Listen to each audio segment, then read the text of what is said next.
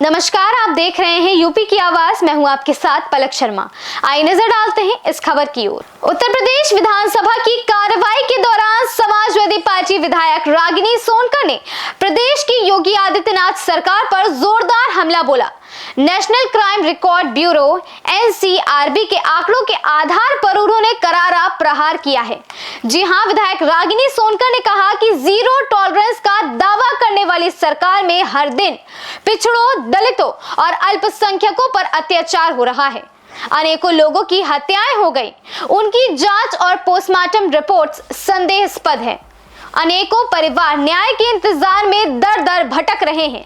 सपा विधायक ने आरोप लगाया कि सबका साथ सबका विकास की बात करने वाली इस सरकार में पीडीए के लिए न्याय की कोई जगह नहीं है।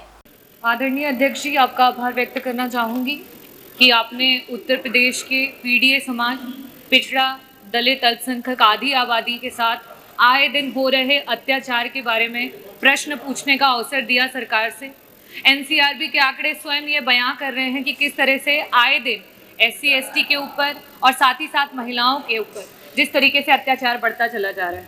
मेरा प्रश्न था कि संदिग्ध हत्याओं में क्या सरकार वीडियोग्राफी कराती है या पैनल डॉक्टर्स के द्वारा वहाँ पे पोस्टमार्टम कराती है। अध्यक्ष जी, मैं सदन के माध्यम से कुछ ऐसे केसेस हैं, क्योंकि समय की बहुत बाध्यता है, इसके कारण कुछ ऐसे केसेस हैं जिसको मंत्री जी के सामने रखना चाहूँगी और उनकी फ़ोटोज़ के साथ रखना चाहूँगी, क्योंकि ये ऐसी चीज़ें हैं जिसे देखना बहुत ज़रूरी है और उस पर कोई ठोस कार्यवाही करना भी बहुत ज़रूरी है। अविनाश सोनकर 32 साल का, अलीगढ़ से एक इलेक्ट्रॉनिक की छोटी सी दुकान चलाता था। उसकी पोस्टमार्टम रिपोर्ट में ये आता है कि उसका जो एग्जिट और एंट्री वुंड है वो उसकी शव की फ़ोटो से मेल नहीं खाता है और पुलिस कहीं ना कहीं इसे ये दर्शा रही है कि वो एक सुसाइड है, जबकि पोस्टमार्टम रिपोर्ट में ये भी पाया गया है कि दोनों एग्जिट और एंट्री साइड पे जो बोन्स है वो फ्रैक्चर पाई गई हैं, जो कि सुसाइड में कनपटी से जब आप गोली चलाएंगे, बुलेट चलाएंगे तो ऐसी स्थिति में होना पॉसिबल नहीं है।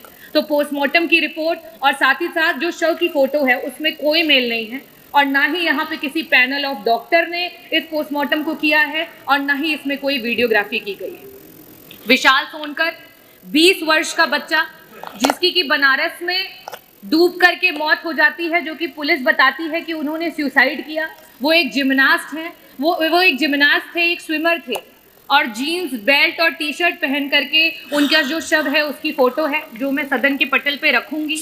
और इन्हें बताया जाता है कि इन्होंने सुसाइड किया। वो कहीं ना कहीं हत्या है, जिसमें पुलिस सिविल में उनके साथ नोकझोंक करती है, मारपीट करती है और उससे आहत होकर के वो डूब करके जान दे देते हैं। इनके पोस्टमार्टम में ना तो कोई पैनल ऑफ डॉक्टर्स हैं, ना ही वीडियोग्राफी की गई है। प्रियंका सोनकर, जो कि आगरा की रहने वाली थी, शादी के जस्ट 12 दिन बाद दहेज की वजह से उनकी मृत्यु हो जाती है। उनके पोस्टमार्टम रिपोर्ट उनके शव की फ़ोटो से कहीं भी मेल नहीं खाते हैं। जो शव की फ़ोटो है उसमें पूरा का पूरा खून उनके कपड़े में लगा हुआ दिखाई दे रहा है, लेकिन पोस्टमार्टम रिपोर्ट में कहीं भी नहीं दिखा रहा है कि उनका कॉज ऑफ डेथ क्या है। वहाँ यहाँ तक डॉक्टर ने ये लिखा हुआ है कि cause of death can not be ascertain. ऐसे बहुत सारे पोस्टमार्टम रिपोर्ट्स हैं।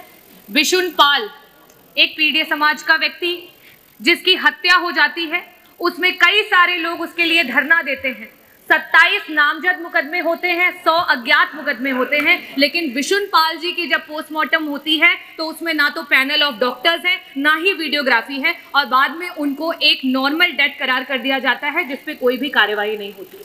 ऐसे आए दिन बहुत सारे केसेस हैं जहां पे वीडियोग्राफी ना होने के कारण, पैनल ऑफ डॉक्टर्स ना होने के कारण एक दलित समाज का बच्चा उसके परिवार से चला जाता है। ना जाने कितनी आत्माएं जो हैं अशांत है सिर्फ और सिर्फ सरकार की नाकामी की वजह से, और वो परिवार रोज आए दिन कचहरियों के और आपके थानों के चक्कर काट रहे हैं। मेरा प्रश्न सरकार से ये है, मंत्री जी से ये है, सबसे पहला प्रश्न कि क्या सरकार ने कोई ऐसा नियम लागू किया है कि सारे के सारे जितने भी थाने हैं उत्तर प्रदेश में, वहाँ पे सीसीटीवी की निगरानी में सारे कार्य हो रहे हैं? और अगर सीसीटीवी की निगरानी में नहीं हो रहे हैं तो क्या कस्टोडियल डेथ्स को लिबर्टी देने के लिए ये किया जा रहा है? मेरा पहला प्रश्न ये। मेरा दूसरा प्रश्न ये है कि सरकार जो पोस्टमार्टम की रिपोर्ट्स हैं उसमें और शव की पिक्चर्स में जो अनियमितताएं पाई गई हैं, अगर ऐसी जितने भी केसेस हैं उनमें वापस से जांच के लिए कोई स्पेशल टीम लगा करके उनको वापस से जांच कराएगी। और साथ ही साथ सारे पोस्टमार्टम्स में, क्योंकि आज डिजिटलाइजेशन का जमाना है, तो क्या वीडियोग्राफी करा करके पोस्टमार्टम्स को कराने को शुरुआत करेगी। मेरा लास्ट सवाल आपसे ये है मंत्री जी कि आए दिन आपके खुद के एनसीआरबी के आंकड़े बता रहे हैं कि किस तरीके से हत्याएं बढ़ती चली जा रही हैं, महिलाओं के खिलाफ अपराध बढ़ते चले जा रहे हैं। ये रीसेंट डेटा पढ़ के मैं आ रही हूं और अगर आप चाहेंगे तो मैं यहाँ टेबल भी कर दूंगी। आप इशारों से बताना चाह रहे हैं कि ये गलत है, चाहे वो महिलाओं के खिलाफ अपराध हो जिसमें 1 लाख पॉपुलेशन में 60,000 महिलाएं हैं जो आए दिन अपराध का शिकार हो रही हैं। साथ ही साथ SC/ST कम्युनिटी का भी मैं टेबल कर दूंगी। मेरा आपसे आखिरी प्रश्न ये है कि जो परिवार अपने लोगों को खो दे रहा है, एक प्रजापति समाज के 2 बच्चे छोटी सी चाउमीन की दुकान चलाते थे जौनपुर में, मात्र थाने से 100 मीटर की दूरी पे गला रेत करके उनकी हत्या कर दी गई और ऐसे ना जाने बहुत सारी वारदातें सामने आई हैं। इन परिवारों को जहां से आज उनके भरण पोषण के लिए कोई नहीं बचा है, क्या सरकार उन परिवारों को कोई मुआवजा देगी और साथ ही साथ रोजगार की किसी स्कीम से जोड़ेगी। फिलहाल इस खबर में बस इतना ही। ऐसी ही खबरों से जुड़े रहने के लिए देखते रहें यूपी की आवाज।